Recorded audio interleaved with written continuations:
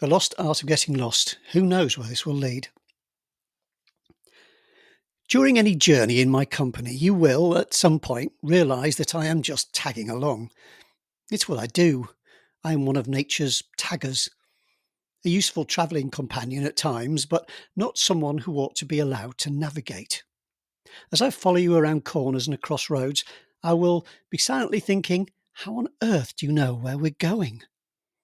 I rarely ask that question aloud, though, because people inevitably start saying things like, go left along Burnt Bum Road, then over Doolally Bridge, past Lollygag Way, and take the third right turn after Blind Man's Cross. And I will have absolutely no idea what they mean by any of this. It may as well be in Swahili. Give me a paper map and I can plot a route and follow it. I'm not entirely useless. I can use the map on my phone too, most of the time. I find the GPS has a tendency to play games with me, telling me just for fun that I'm heading in the opposite direction to my actual route. What laughs we have together, my phone and me. And I hardly ever lose my temper, the very thought. Sometimes, in order to protect my mental well-being, my sense of calm and, more importantly, my sanity, I eschew the use of my phone. Unfortunately, without a visual aid of one sort or another, you can put me in any high street and let me wander into a shop, preferably one selling books or stationery, and when I emerge, I will have no idea how I got there and where I'm headed next. At the start of the trip, assuming I've been to my destination before, I can picture the end goal, and I sometimes have a fair idea of where I am during the heady euphoria of setting out, but I cannot for the life of me connect the two. For me, a journey is a leap of faith, and it's also a numbers game. If I keep moving and make enough turns, some of them will probably turn out to be the right ones. That doesn't always work out, of course, but I don't really have a fallback option, so I stick with it. I'm not sure if my sense of direction is at fault.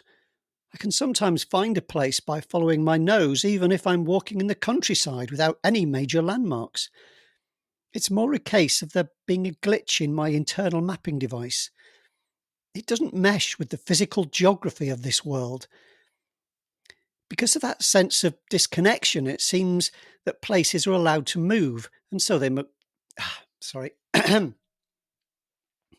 Because of that sense of disconnection, it seems that places are allowed to move, and so they make full use of their freedom.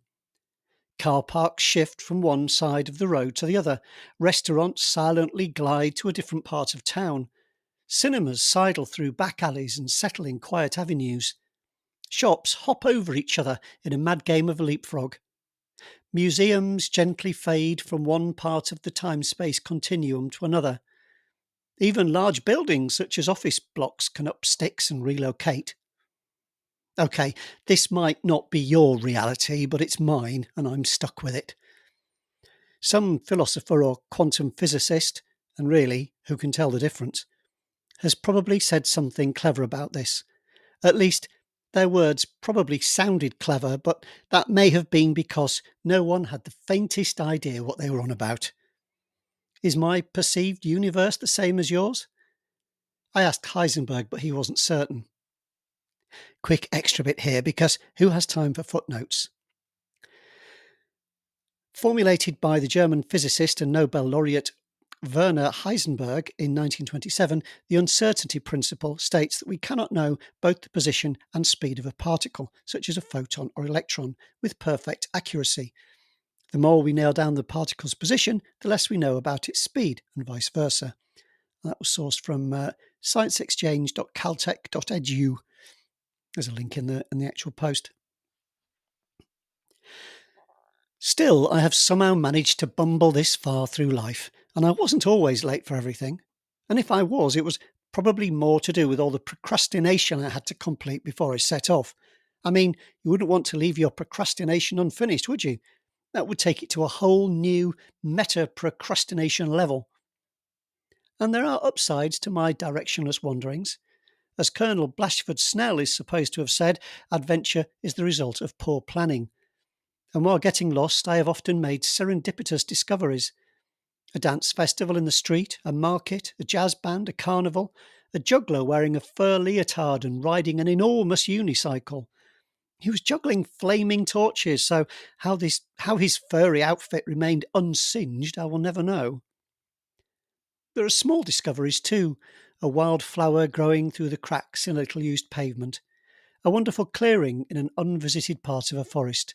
A lovely old building I've never seen before. And then there's this.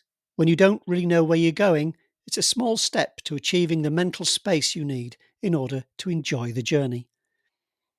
And that's one of the great joys of life, isn't it? To enjoy the journey. Thanks for coming with me on this small journey today. It was good for a change to have someone else tagging along with me.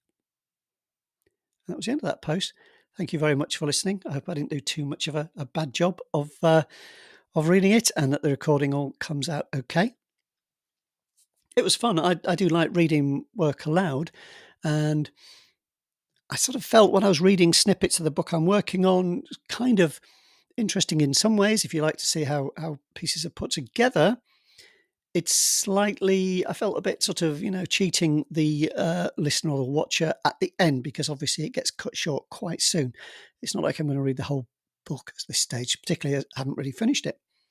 I finished the second draft, and the beta reader feedback is coming in, and so far it looks really interesting. I've had 3 I noticed today, and they're really interesting things. So I'll sign it off there and say thank you so much for coming on with this. Thank you so much for your subscription. If you think anybody else might enjoy having access to this kind of thing, please do let me know, and we'll see how it goes. There is always a discount for people when they sign up. I made it permanent, so if anybody goes to upgrade their subscription or whatever, they should see it there. If not, drop me a line. But yeah, you can share this if you want, but other people won't be able to see it unless they've paid. Although I think there might be a free trial. I'm not sure. It gets a bit complicated at that point.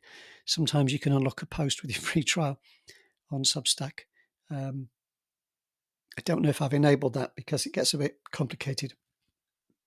So I'll have another sip of tea in your honour, and hope you have a great weekend and that you're all in good form.